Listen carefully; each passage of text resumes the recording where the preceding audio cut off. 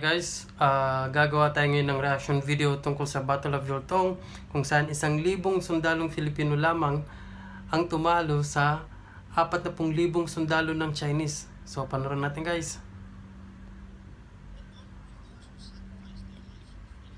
In honor of those who sacrificed their lives for freedom, Masid proudly presents The Battle of Yultong, a story of how Filipino troops braved a sea of Chinese soldiers during the Korean War.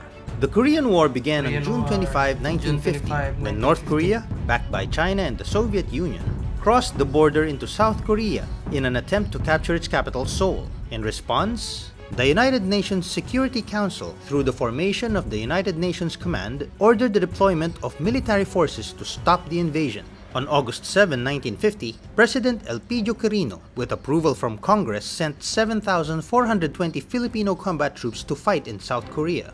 President Quirino saw this as a commitment to help a friend and as part of a larger battle to save the world from communism. The 10th Battalion Combat Team, the Philippine Expeditionary Forces to Korea, was the first battalion to arrive on Busan shores on September 19, 1950.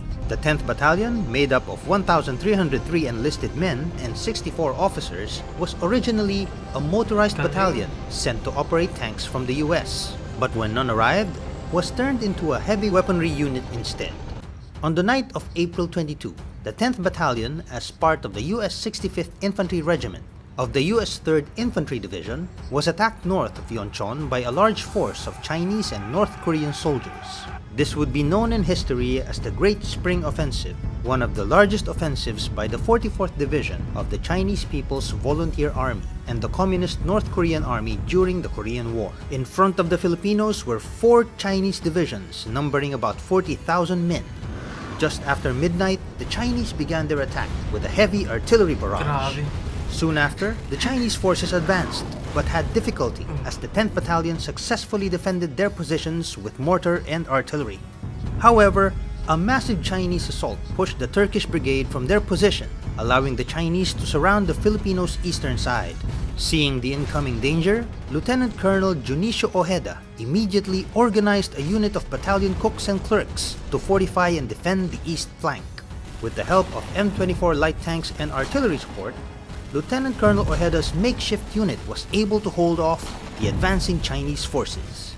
The situation only got worse when the Puerto Rican 65th Infantry Regiment, situated on the west flank, began to fall back from Chinese attack.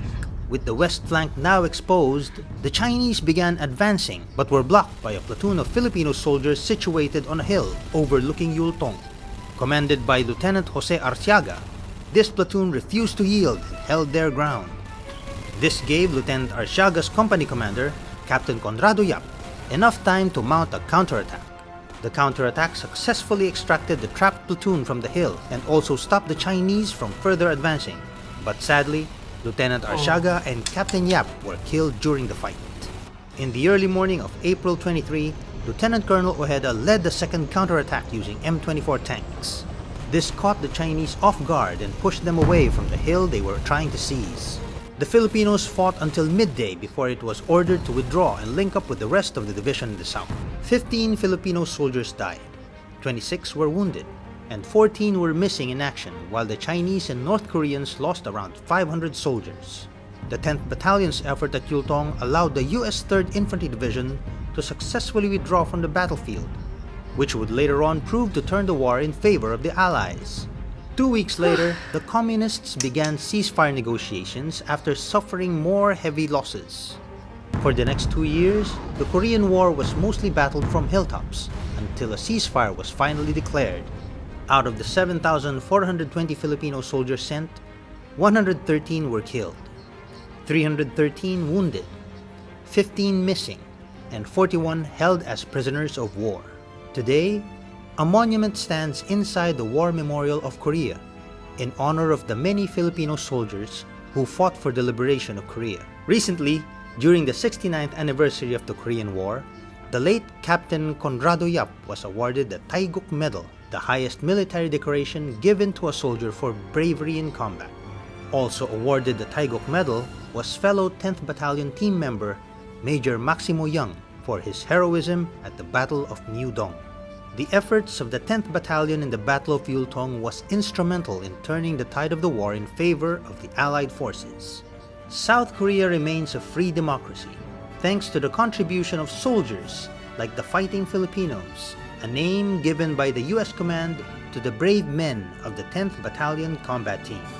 So guys, imagine nyo, ganun katatapang ang mga Filipino pagdating sa gyera. Hindi ko lubos maisip kung paano nila nagawa yun, na napatras nila ang mga kalaban na 40,000. Imagine 40,000 Chinese troops ang napatras ng ating Filipino soldiers. Kasama na doon yung mga cook at clerk. Ito guys, yung mga history, part ng history natin na hindi natin alam, hindi tinuturo sa atin. Wala na pa ako masasabi kundi nakaka-proud at nakaka-amaze lang bilang Pilipino ang mga nagawa ng ating kasundaluhan during 1950s or World War II. Talagang saludo pa ako sa inyong lahat. Maraming salamat sa walang sawa ninyong pagtatanggol para sa ating kapayapaan. Mabuhay po kayo. Yun lamang guys. Till to the next reaction videos, please subscribe to my channel. Thank you guys. See you. Bye-bye.